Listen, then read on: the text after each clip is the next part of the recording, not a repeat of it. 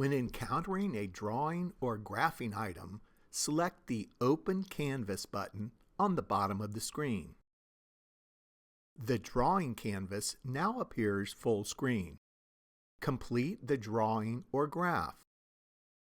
Make sure every time you draw a specific shape or write text using the palette tools to click somewhere on the drawing space to enter that element into the drawing.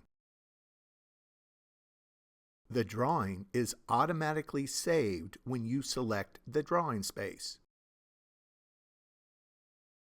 To exit the drawing, choose the X button on the top right side of the screen.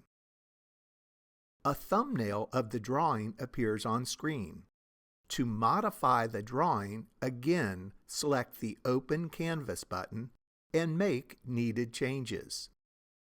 Remember, select the arrow tool to choose the part of the drawing you want to modify and then make the changes to that element.